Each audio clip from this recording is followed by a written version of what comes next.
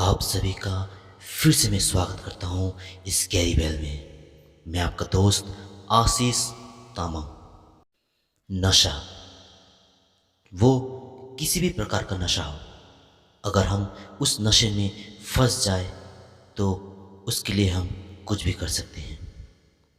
हमें उसके सिवाय और कुछ दिखाई नहीं देता। आज के कहानी में हम इसी नशे से संबंधित एक कहानी सुनेंगे।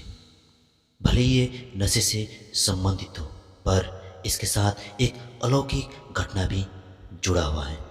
इसलिए आज इस केरबेल में इस कहानी को लेकर आया हूँ मैं। आज का कहानी का श्रोता है शेखर जी। तो आइए शेखर जी के कहानी को हम सुनते हैं।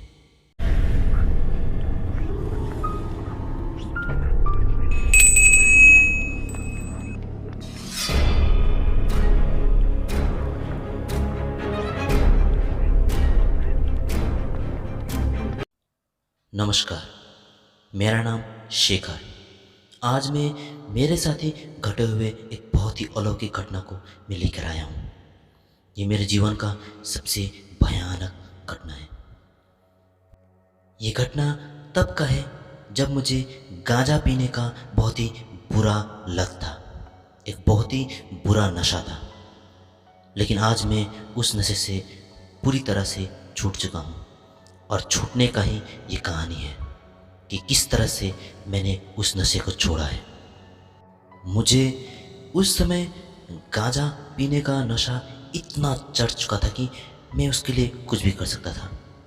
किसी भी समय मैं रात ना देखता ना दिन। मुझे जब भी कोई दोस्त गांजा पीने के लिए बुलाता, मैं चुपचाप उसके पीछे पीछे चला जाता। और कभी कभी तो ऐसा भी हालत हो चुका था कि किसी अनजान शख्स को अगर मैं देखता गांजा पीते हुए, तो बिना पहचान का भी हो, पर फिर भी मैं उनसे गांजा लेकर मैं पीता। बहुत ही बिगड़ सा चुका था मैं। एक रात मैं सो रहा था कि तभी मेरे कांच वाले खिड़की में एक दस्तक हुआ। मैंने मुड़ के जब देखा तो मुझे लगा कि मेरा दोस्त सौरभ आया है। देख के तो वही लग रहा था, वैसे ही घुंघराले बाल थे। मैंने नींद से उठते ही उसका नाम पुकारा, सौरभ, ऐसा कहा मैंने। तब खिड़की के उस पार से, उस आकृति से आवाज आने लगी कि शेखर, जल्दी आ, नया माल में लेके आया हूं। चलो जाके फूकते हैं, जल्दी उठ, आजा, जंगल के पास वाले इलाके में हम लोग जाते हैं, वहां जाके फूकेंगे। आ, मेरे पीछे पीछे आ जल्दी। बस क्या था, उस गांजे के नाम से ही मैं थिर मिराने लगा। उसका नशा जो था मुझे इतना, उसने बुलाते ही मैं जल्दी से उठ खड़ा हुआ और धीरे धीरे अपने दरवाजे को खोला। खोल के देखा तो जो रात नहीं था दोस्तों, लग रहा था कि अभी फिलहाल मात्र अभी सुबह हो ही रहा था। मैंने धीरे से दरवाजे को बंद किया और मैंने पीछे मुड़ के देखने की कोशिश किया कि सौरभ कहाँ है। तभी एक झलक मुझे दिखाई दिया कि सौरभ तो बहुत दूर है वहाँ पे मेरे सामने। तभी मैं धीरे धीरे से चलते हुए सौरभ के पास जाने लगा। सौरभ और भी दूर जाता रहता, मैं सौरभ के पीछे पीछे। मैं दौड़ता पर सौरभ के पास नहीं पहुंच पाता।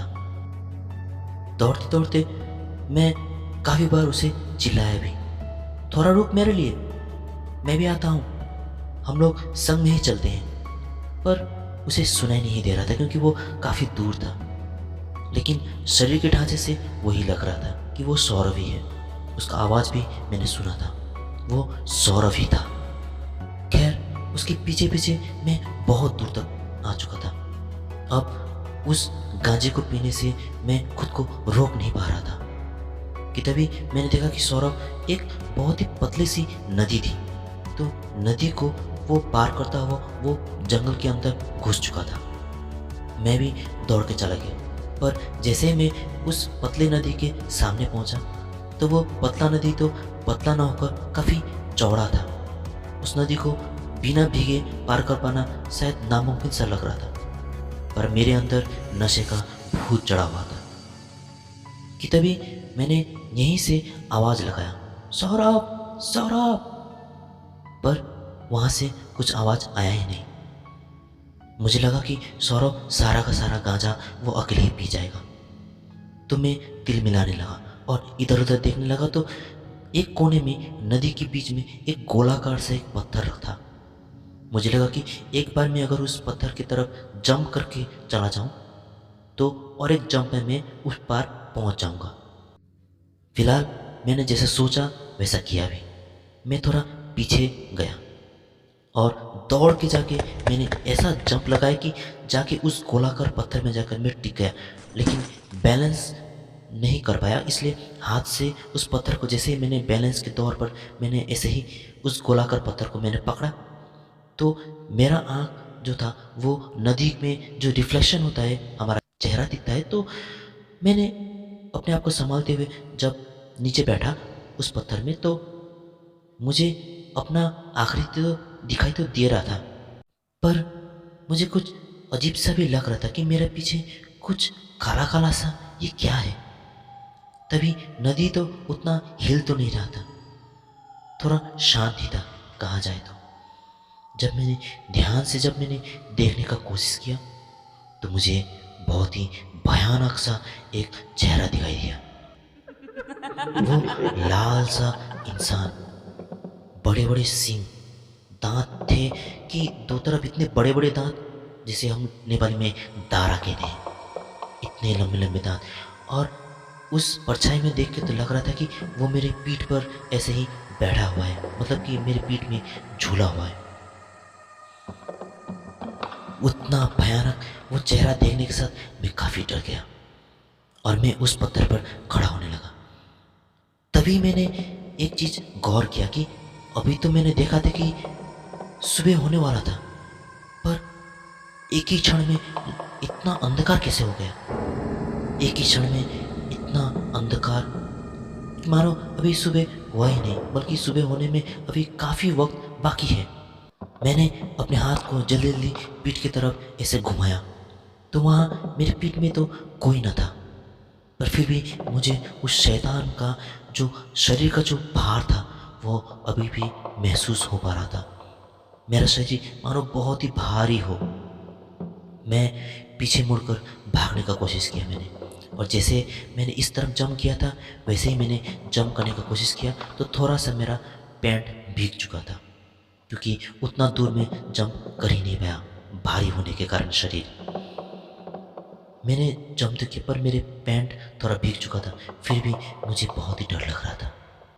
और मैंने जिस प्रकार का उस शैतान का चेहरा देखा था और मुझे अभी भी लग रहा था कि वो शैतान मेरे पीठ में ही झूला हुआ है, और मैं बहुत ही ज़ोर से मैं भागने लगा अपने घर की तरफ। जंगल का रास्ता था।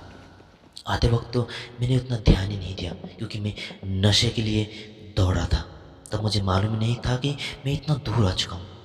अब जाते वक्त मुझे काफ़ी समय लग रहा था।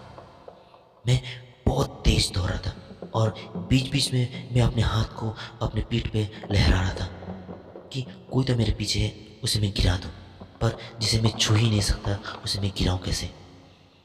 बाहर से तो मुझे पक्का यकीन था कि वो मेरे पीठ पे ही झूला हुआ है, और तभी अचानक मेरे कान के पास एक से लेकर 100 तक का गिनती सुनाई दिया, वो भी बहुत ही भयानक आवाज में। 1 2 3 4 5 6 7 8 9 10 11 12 वो तो 1 से लेकर 100 तक का गिनती कर रहा था रास्ते भर। मैं दौड़ते दौड़ते उसका 100 का गिनती होते ना होते मैं घर तक पहुंच चुका था और उसका आवाज़ आना भी बंद हो चुका था। और मैं जल्दी से जाके जैसे ही मैंने बाहर आया था वैसे ही मैं अंदर भी चला गया चुपचाप, और जैसे मैं पहले सो रहा था वैसे मैं चुपचाप जाके सो गया। बहुत ही डर चुका था।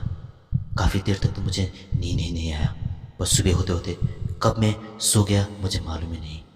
सिलसिला तो अभी बस शुरू ही हुआ था, क्योंकि मैं जैसे ही सुबह उठा तो मैंने देखा कि मेरा शरीर गर्मी से बहुत ही तप चुका है। जब मैंने देखा कि मुझे काफ़ी तेज बुखार आया हुआ है, तब से मेरा बिहेवियर भी काफ़ी चेंज हो चुका था, क्योंकि मुझे किसी से बात करने का भी मन नहीं करता। हमेशा गुस्सा आता, चिड़चिड़ा सा हो चुका था मैं, और चलने का भी मन नहीं करता, क्योंकि वो भार अब तक मेरे शरीर में था और किसी से कुछ कह भी तो नहीं सकता था, क्योंकि मैं बाहर गया ही था किसी ऐसे चीज़ के लिए जो कि मेरे घर के एकदम ही खिलाफ था। वो था नशा। खैर, मैंने उस वक्त चुप रहना ही ठीक समझा, क्योंकि मुझे लगा कि समय जैसे ही बीतता जाएगा मेरा ये जो तकलीफ़ है धीरे धीरे मिट जाएगा। पर तकलीफ़ तो बद से बदतर होने लगा, क्योंकि मुझे एकदम उल्टियाँ आने लगा, क्योंकि मैं खाना भी मुझे खाने का मन नहीं करता, पर घर वालों ने मुझे ज़बरदस्ती खिलाते थे तो मैं थोड़ा थोड़ा खाता था, लेकिन वो भी उल्टी में निकल जाता। काफ़ी उपचार किया गया, बहुत ही प्रकार के डॉक्टरों को दिखाया, पर डॉक्टर ने भी कुछ नहीं कर पाया मेरा। अचानक से मेरे इस हालत को देखकर मेरे घर वाले सभी परेशान थे कि आखिर करें तो क्या करें। एक रात मैं उसी बीमारी हालत में ही सो रहा था, अपने पीठ के बल। सोते सोते जैसे कि मेरे आधी रात में मेरा नींद खुल गया, और मैं हिल नहीं रहा था, बस आंखों से इधर उधर ही देख रहा था, क्योंकि शरीर में अभी भी भार था। कि तभी मेरा आंख गया कि हमारे जो गोदरेज था, गोदरेज के कोने में जब मैंने देखा तो वहाँ कुछ अटपटा सा लगा मुझे, क्योंकि वो जो गोदरेज का जो परछाई गिर रहा था काला, वो कोई गोदरेज का परछाई ना होकर किसी इंसान का परछाई लग रहा था। मैंने फिर भी अपने आप को शांत करने के लिए और अपने आप को तसल्ली देने के लिए मैं ध्यान से देख रहा था कि वो परछाई आखिर इंसान की तरह क्यों लग रहा है। कि तभी मैंने जितना ध्यान से देखने की कोशिश किया कि मैंने देखा कि उसके जो दो आँख थे वो काफ़ी खून से लाल पड़ा हुआ था।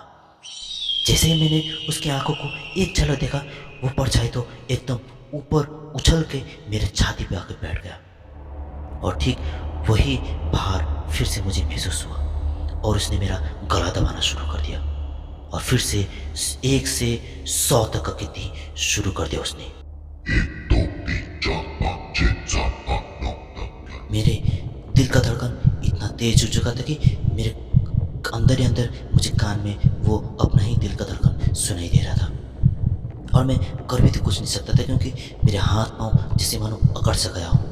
मैं उसे देखने के सिवाय और कुछ कर ही नहीं सकता। जैसे ही उसने वो 100 का गिनती पूरा कर लिया, वैसे ही मैं उस ऐठन से छूट चुका था। जब मैं छूट चुका था तो वहाँ पे कुछ न था, वैसे ही नॉर्मल सा था। उसका ठीक कल के ही दिन मेरा शरीर तो और भी ज़्यादा खराब होने लगा। अब मुझे लगा कि शायद मुझे अब कह देना चाहिए घर वालों को।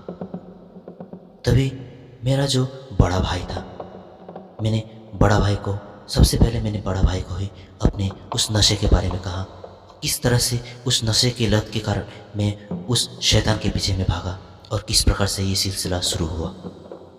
तभी मेरे भैया, बड़े जो भैया थे, वो तो हक्का बक्का रहने लगे, और उसने जाकर माँ पिताजी सबको कह दिया। हालांकि उस वक्त उन्होंने मेरे नशे को लेकर कुछ कहा नहीं, क्योंकि मैं पहले से ही इतना बीमार था और कहते भी क्या।